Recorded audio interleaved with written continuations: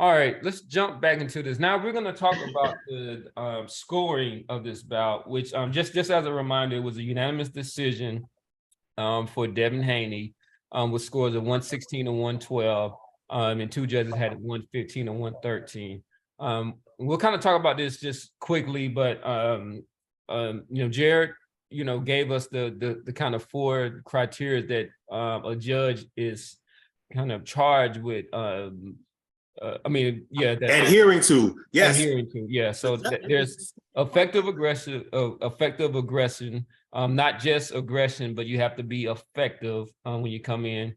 Ring generalship. Fighter who controls the action and enforces his will and style. Defense, how well a boxer is slipping, parrying and blocking punches, and then hard and clean punches. To the untrained eye, it can appear if a boxer is landing a lot of shots when in fact most are being blocked and aren't landing flush, the judge needs to look for hard shots that land clean. So let's kind of talk about this because, and I'll use one of our conversations to get us started. And so I said that, and I'll kind of get the post. Well, one thing was I said that when I'm talking about Haney, I said fought the wrong fight, but it's close. So this kind of really goes to ring generalship. And then I also said that Loma is slowing, but landing cleaner punches. So, and this was around I think this was around the 7th or 8th round, because at that time, Coach said that he had given Loma 3 solid rounds, like up until that point. I think Cam. Go ahead. Okay, go ahead. Finish. No, that's it. I mean, that was just the kind of premise to get started. I was gonna say, I think the shots that you were calling the cleaner shots, I would describe as the more eye-catching shots. And eye-catching shots, it's not part of the scoring criteria. Again, and this is more so for the benefit of our audience, especially the people in our audience who go to whatever your favorite YouTube personality is to learn about boxing. You will hear a whole lot of crazy bullshit out here especially from some of these guys who have got very, very prominent platforms. Okay, those 4 scoring criteria that we just laid out are how fights are judged, scored, evaluated. It's not what you like. It's not. That's what I heard all day today. It depends on what you like. It does not depend on what you like. There are 4 scoring criteria. It is. So let's go to that last one, right? So it says when punches are being blocked and aren't landing flush. When I was looking at who was landing the more flush punches, and then we can talk about which were the harder punches.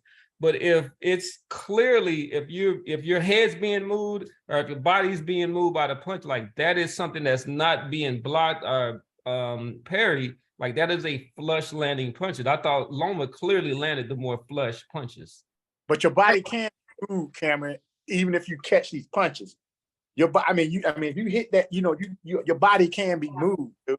And I think it can be. I think the key to what you said is to the untrained eye. Somewhere in your definition, wherever you was describing it, you said to the untrained eye, it can look like. But a lot of that stuff was caught. It ain't no different than back in the days, man, when Ray Leonard used to do his little shoe shine, and most people caught that stuff. Now, I will say against my favorite fighter, against Marvin Hagler, you saw that shoe shine, and that boy hit Hagler with like 4 shots one time in the corner. I didn't really see a whole lot of that stuff, man, coming from Loma. A lot of that stuff just won't solid hitting, man. I mean, I think he buzzed him 11th round, but a lot of that stuff was just caught, man. And I think Haney was just hard. And the thing about it though, it doesn't say flutter and clean. It doesn't say flutter and clean. It doesn't say pity pat. You know what I'm saying? It doesn't say soft and clean. It says hard and clean.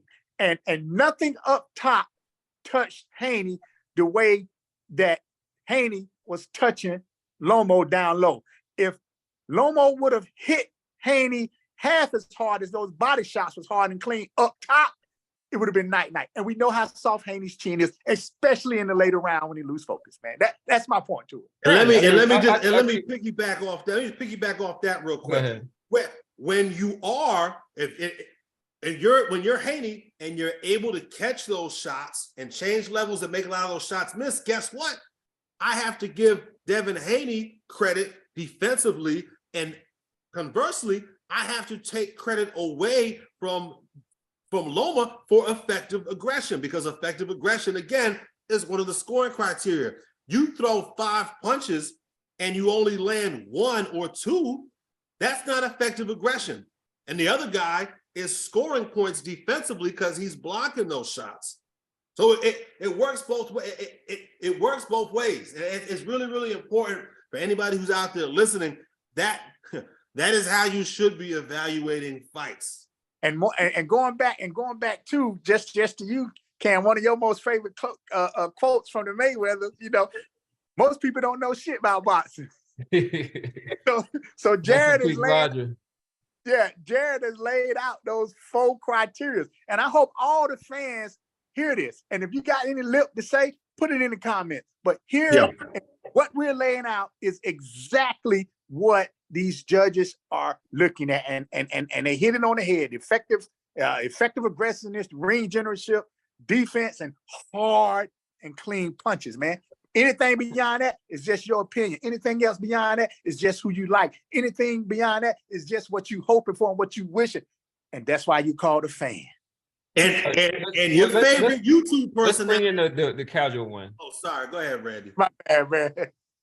No, I ain't got too much more than what's already been said. No. I mean, I want to set you up, because when the decision was gave, you said, "Wow," right? So that was your So I watched with most of us watched was on TV, and just the bias commentating, and then I thought my bias going in, I thought Haney was gonna come in dominating with that jab and just stay big, stay on the outside, and then the Matrix couldn't do anything. But we mentioned earlier, when Loma starts just shooting them straight lefts down the middle, and Haney would never counter them, I think it was too little, too late by then, but it had me swayed, and I knew he won the 10th and 11th convincing. Everybody here knows that. And judges suffer from recency bias. That's why people I mentioned earlier, if he would have dominated the 12th like he did the 10th and 11th, I think we have a different conversation. Well, I mean, you have to score around by, you can't score retroactively. I hope they're not doing that. You can't say, you know what I'm saying? They can do it. No, but I mean, you have people watching there. They have commission, and then they have kind of watchdogs that are there, but fans do. And a lot of these fighters who are coming out talking about Loma, they do that shit. Get out. We had talked about that in the pre-pro about all these fighters, this, that, and the third. Yeah, come on, man. I want to see their scorecards. I want to see their scorecards. All these guys, Shakur, who else? Jorge Linares, all these guys, Shadeja Green, Keyshawn Davis, all of them were signed to ESPN. Shakur, all these guys. Show me your scorecard. Show me your scorecard. That's what I want to see. And there's nothing wrong. Look, it was a close fight, and if you had Lomachenko winning, I ain't gonna argue with you. It was that close of a fight. But I want to see your scorecard. At the very least, I would go a step further and say, okay, those rounds you gave Loma, I would love to sit there and watch some rounds with you and see what it is you're looking at and what your scoring criteria. I guarantee you ask your favorite professional fighter what the 4 scoring criteria, and they will probably not be able to give them to you. I guarantee you most of them motherfuckers wouldn't be able to give them to you. I know for a fact, your favorite YouTube channel will not be able to give them to you, because they're not a single one, that with the exception of a few, might be able to give them to you. But most of the big ones, they were not talking about that. Whenever scoring and judging comes up post-fight, your favorite YouTube channel, I never hear the criteria. At the beginning of the argument, in the middle of the argument or at the end. I never hear it. All right. So one thing, just kind of parsing through the numbers, and just kind of talking about defense and how that plays into it. And then people who are able to kind of implement their style. So Haney landed 50 total body punches compared to Loma, who landed 9. Loma out jabbed Haney 29-20, and he landed 95 to 90 power punches. But boxing matches are scored round by round, so sometimes a fighter will have a big rally in one round, which might kind of skew those numbers in there. But Loma landed 30% of his power punches compared to Haney, who landed 41%. So that speaks to defense and effective aggressiveness in there. And then power punch the hard and clean too, though. More punches. Loma threw more punches. Hey, Dave Moretti is the only one that gave Haney round 11, and he's the one who had that 112-116 score. Moretti gave Haney the 11th round. That's crazy. He gave, and that's a round that he landed Loma. 2. He gave Loma, but no, he gave Haney. Randy, he gave it to Loma or Haney? I'm sorry, he gave Haney the 10th round. All right, so the 10th round, he landed 5. He landed 5 total punches. Loma landed more than double, and he threw almost double. I had the 10th round as a swing round. Yeah, the other 2 judges gave it to Loma. So I gave the 10th Loma and 11th to Loma. Loma won the 10th and 11th round. I gave Loma the 10th round as well, but I have it marked as a swing round. I was just deciphering mine. And I think, Cam, if you take a look at it, I think I said Loma had 3 rounds or something like that. No, you say he won the last 2 rounds, and this was before going into the 12th round. Yeah. And I put him at that. And so on my card, they put him at 5 rounds. Yeah, I think 7 to 5 is hard to argue that at that point. But at the same time, I was a little off because I thought that maybe, I said that I didn't score it, but just off feeling, I said maybe Loma's up at this point in the early, but he wasn't, because really it was the kind of late round rally that he did to just even make it a close fight. Yeah, one scorecard, he only won 1 round out of the first 6. Yeah, that's whose scorecard was that? Cheatham's. And then Sutherfield had one. He winning two of the first 7. That's my card. That's where he lost it right there. That's where he lost the fight right there. The first 6 rounds. And that's how he lost the Teofimo fight too. To be clear, right? So he started slow. You thought he started slower in this? Hell yeah. Not as slow in this fight. Not in this fight. In this fight, he started a lot faster. Matter of fact, I gave Lomachenko rounds 3 and 4. But I have 4. I have 4 as a swing round. And I also have 2 as a swing round.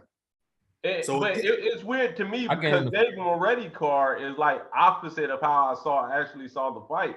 I thought Haney started off strong and then Loma came up on the end. But Moretti got him winning, Haney winning the 5th, 7th, 8th, 9th, 10th, and 12th. Yeah, Teddy Atlas wants to have Dave Moretti brought up on charges. I don't know if anybody saw the tweets and some of the stuff from some of these guys. Paulie Malignaggi has called him all kinds of names. Teddy Atlas, like I said, is calling for a federal investigation. And to be clear, okay, if we go back and look at the history of Dave Moretti scoring fights, I guarantee you there has been more than a few wild cards that he's had. call them all off the top of my head, but Moretti is, as if I remember correctly, Aegis Klimas, Lomachenko's manager, actually protested Moretti being assigned as an official in this fight. So, not to add more fuel to the controversy, but again, Moretti is a infamous, notorious guy. He's had wild cards in the past. But I think all in all that we can argue about it, but I think that the right decision was kind of, I think the right person won the fight. I'm just, and maybe it's just backlash against Haney, but I was just kind of surprised at almost a unanimous take. There was a couple of YouTube boxing sites that were interviewing people, and these weren't necessarily, I mean, some of them were trainers and fighters, but I mean, it was almost unanimous. The only person that gave the fight to, and this is right after the fight, gave the fight to Haney was Zab Judah. And I'm like, duh, your father's in the corner, what I'm saying, with him. That's not biased at all, right? I mean, Kevin Cunningham, I know he scored the fight for Haney. There are a few guys, I mean, Tunde Ajayi, but he's got a relationship with Devin Haney, so I guess you can't really count that. Yeah. I don't have them all right in front of me. There are several guys. There were a few shows that had a bunch of different trainers and fighters call in, and there were people that had scored the fight for Devin Haney. It wasn't some outrageous. The people who are running around here screaming robbery, I think it's absurd. I mean, it was a close fight. It could have gone either way. A round or two for one fighter is not totally absurd. Now, if all three judges had it 116, 112, I would say that'd be a little bit more dubious, but based off my scorecard, like I said, I have 5 swing rounds here. It's almost half the fight, guys.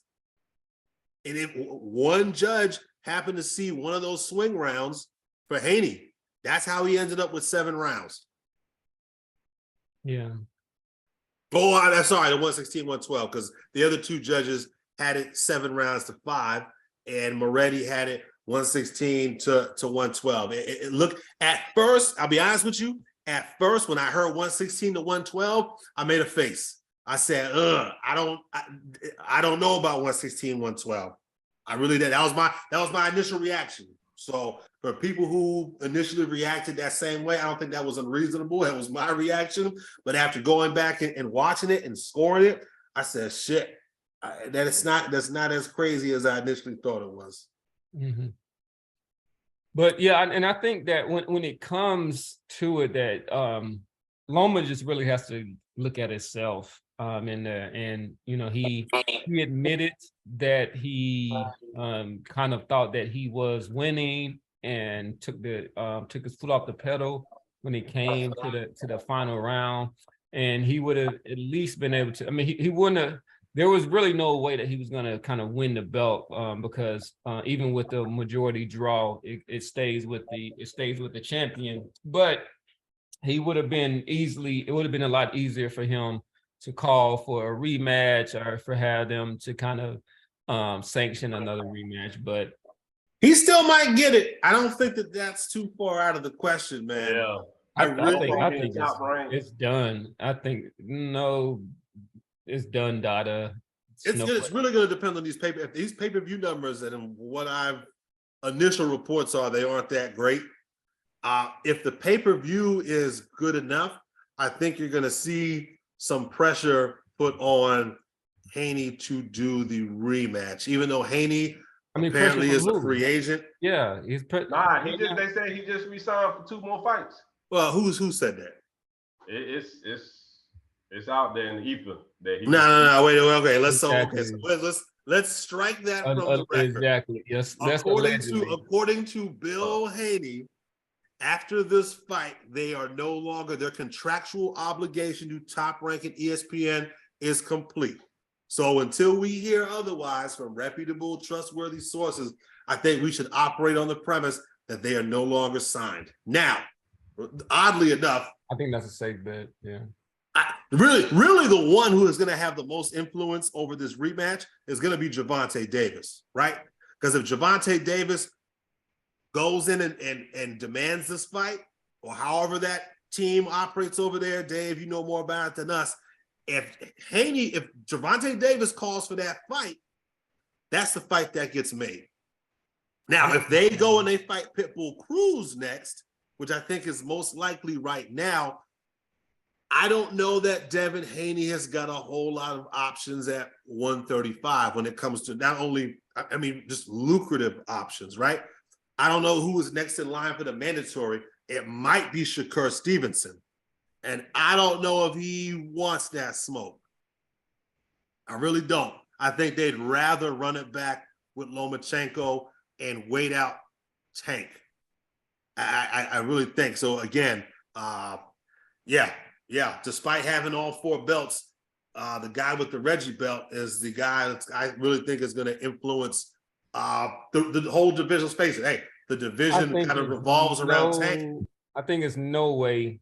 For one thing, there's a little bit of rumor that he struggles with southpaws, and I could kind of see that a little bit. I watched his fight against Jojo Diaz. Yeah, who does? That Devin Haney. Oh, that Devin struggles with southpaws. Okay. Southpaws, and it's no way that he's fighting Tank or Shakur. I think he's gonna possibly move up to 140 and take on a kind of a reputable name, but somebody who's less of a challenge. And then what he's gonna do is just kind of he's gonna sign a new contract and he's gonna milk it, but I don't think it's no way that he's fighting Gervonta Davis, Shakur Stevenson. For the edification of our audience, let's give them sort of a snapshot of the political landscape here at 140. That's assuming he does move up. Regis Prograis is the WBC belt holder at 140 pounds. He recently signed a contract with either Matchroom or DAZN directly. I'm not sure. So he's on his little side of his little island over there with Matchroom PBC.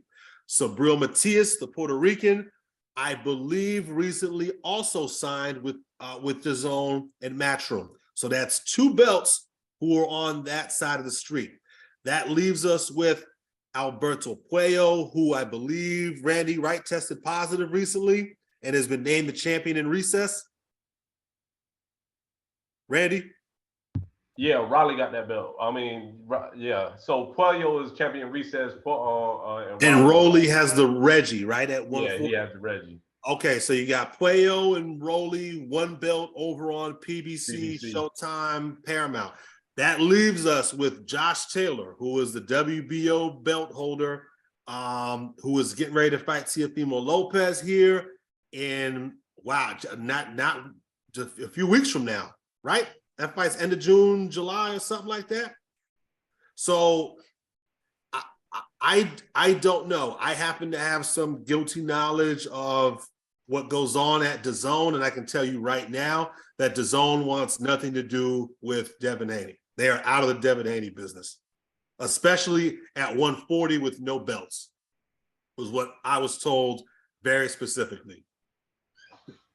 Dimitri, if your name begins with a D, if it's Dimitri, Demetrius, or Devin, you ain't fighting on DAZN no more. They don't want nothing to do with either. They don't want anything to do with any of them guys. So that kind of limits Devin Haney's options. You sign with PBC for a 3-fight deal with the hopes of getting a Tank fight at a catchweight. Maybe if you're vacating and you're moving up. I don't know. I think he resigns, honestly. Prograis and Matias, man, he might get hurt fucking with one of them guys based on what I saw this weekend. Unless he really, really transforms at 140 and you start to see some pop. Again, Loma was a guy that was hurt, visibly hurt by Luke Campbell. He was hurt to the body by Luke Campbell, and he got hurt up top by Luke Campbell. Luke Campbell is famous for knocking down Ryan Garcia, and that's about it, right? Teofimo, Devin Haney was not Devin Haney. I'm sorry. Loma was also knocked on his ass by a guy, Jorge Linares, who I don't consider much of a puncher. Some people might. The fact that Devin Haney wasn't able to visibly hurt him Lomachenko is alarming to me. That's just me. So I think we see this guy end up back on ESPN. I think that's the best move for them, honestly. And a Teofimo Devin fight. Can you imagine the build-up to that with Bill and Tio Sr. on stage at the same time, calling into all these different shows? That shit would be insane. The battle of the helicopter dads. That would be a crazy build-up. Anyway. Well, yeah, I mean, Teofimo has to get past Josh Taylor, but he will get out. Come on. There's definitely some history there. Well, I don't. I mean, bro, did you watch Teofimo's last fight? Did you watch Teofimo's last fight? Cam, we talking about judging and controversy and all that shit. Let me tell you something. Getting dropped by like the weakest check right hook that I've seen. I'm not saying Josh Taylor's not going to beat his ass. What I'm telling you is that the judges are not going to award that fight for Josh Taylor. If Josh Taylor does not kill Teofimo Lopez, literally kill him in the ring, and then burn his body like a fucking vampire, he is not going to win that fight. So I mean, but this the same people. So people wanted George Kambosos to be a unified champion. What do you mean? Because he got a decision against, and it was a close decision against Teofimo Lopez. Well, he knocked Teofimo on his ass though, and Teofimo returned the favor. He did, but George Kambosos put hands and feet on Teofimo. Josh Taylor beat the hell out of Jose Ramirez, and they still tried to rob him. Didn't he knock Jose Ramirez down like twice in that fight? Boy, go ahead. I don't know if we got time right now. Audience, go ahead and pull up them scorecards for the Josh Taylor, Jose Ramirez fight. That fight was not close even in the slightest. And there were like 2 115, 113 scorecards with Ramirez getting knocked down, I think, once or twice in that fight. Josh Taylor is not a commodity in the sport of boxing. He doesn't sell tickets. He apparently don't even sell tickets in his hometown. Nobody care about Josh Taylor, which is unfortunate. I think he's a very, very good fighter. He's just not a commodity. Definitely not the commodity that Teofimo Lopez is. I don't see it. I mean, this guy's been dropped 2 times in his last 3 fights, and against really lesser opponents. I think the only reason we even talking about George Kambosos is because Teofimo Lopez. I don't think that he is part of the upper echelon when it comes to those fighters at lightweight. And I want to give credit to Sandor Martin, right? That was his last fight. I mean, the guy is a good fighter, but you know, he should not be dropping. He actually dropped Teofimo twice. You know, they didn't call either one. No, they called the first one. They called the first one. Yeah, it was a count. That's right. Teofimo said he slipped. But we'll see. I think that I think Teofimo is still kind of not resting on his laurels, but I think that he's got a lot of cachet from that win against Loma. And even for me, like I used to argue, for him being, the top fighter at 135, and also the best kind of father-son combo in the business, which sounds ridiculous now. Yes. And then what has he done at 140? I mean, he's just been looking horrible at It's been one suspect performance after another. It really has. It's just I don't see. I understand the politics behind him beating Taylor, but the physicality, the actual fight, man, I just can't root for no. Well, this old Josh Taylor hasn't been blowing anybody away recently either. He hasn't. He only had that. He has that one compared to Teofimo's whole 140 campaign, which is that's true. Yeah, he's got that one hiccup. It wasn't good, and he looked terrible on the stand. But I think that he just took Catterall lightly. I think he did, and I don't think his dieting and training was what. And I think that he found himself overweight and about to lose his titles on the scale, and the guy just basically had to just drain himself just to get down to that weight. And then he looked like his legs were gone. Even his fighting style, he was fighting like very heavy over his front foot, and that's not usually how Josh Taylor fights. But I think we're getting a little bit ahead of ourselves. But Yeah. It'll be interesting to see where Devin Haney and also where Loma goes next. Yeah, what do you guys think is next for Lomachenko? Do you think I don't know if he retires. Man, you know what? 135, 140. I mean, the guy's a lot of, I'll say he got a lot of stuff left in him. I will say that he is the body shots could be dangerous for him. What I'm saying, he's open and Devin exposed that. I would like to go on say about it. And it's almost like the same thing that I was saying guys earlier on Tank about how Tank can box. I'm telling you, man, I think this Devin kid box. Whoever said earlier changing up his corner, if they teach it how to, he might not be a straight inside banger and brawler, but if they teach the kid how to do some same hand combinations on the inside, and then maybe get one more with the opposite hand. If he came with a body uppercut and then slid over and dug a left to the kidney or something, and then got out of there. If this guy punches in combinations and learn how to work that jab, get on the side, do a little damage, and get out of there, I'm telling you guys, man, this kid can box, man. This kid can box. And the only thing that I just would absolutely flaw him on is he didn't stand in there, bust them internal organs, and it don't take a whole lot. It don't take 5, 6, 7, 8 shots on that inside. Get a little bit and then get up out of there and do it consistently. That boy could have landed at a minimum. Every one of those body shots that hit Loma, a second one could have landed flush because Loma was reacting and pausing, because you're gonna react to a solid body shot. It's hard to counter that thing. You know what I'm saying? So I'm saying I don't think he's going to struggle at 140 as much as three of you guys are saying he's going to struggle. And let me say it again to be crystal clear.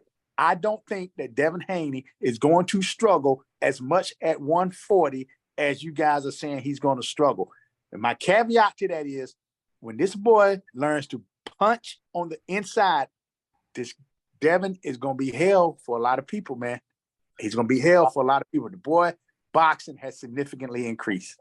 Well, who was real good at getting to the body and fighting on the inside was a guy named Mike McCallum, who was in the camp for a while, and I don't know what happened. I don't want to speculate because I don't know what goes on there. And to be fair, as good as a fighter as Mike McCallum was, one of my favorite fighters all time, I don't know how good of a coach or trainer Mike McCallum is.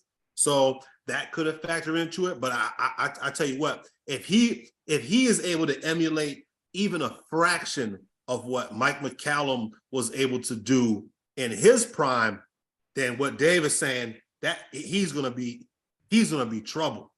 He's gonna be trouble. But he's gonna be trouble. I can't think of anybody better. Mike McCallum is like, to have learned from Georgie Benton and Eddie Futch and Emmanuel Stewart.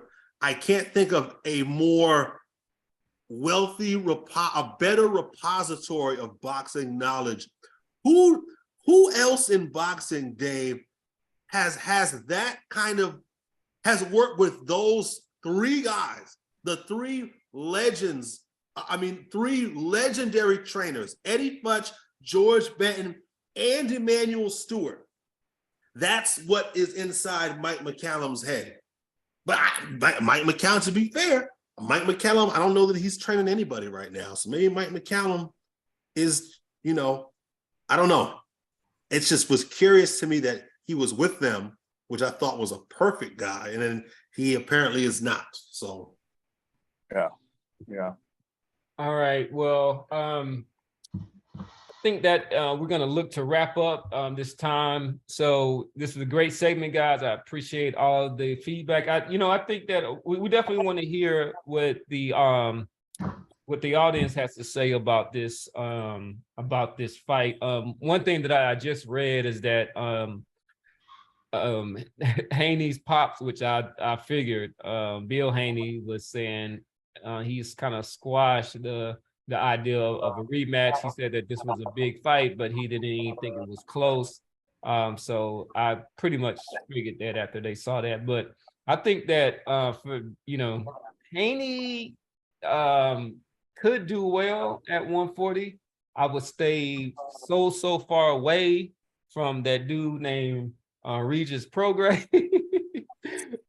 But I think there is some damage to be done out there, and I kind of go with Boston on that. I think that we might see him in the ring with the Teofimo Lopez, but I would put a lot of money on not seeing him anytime soon face Tank Davis or a Shakur Stevenson. I just don't think he wants that smoke right now.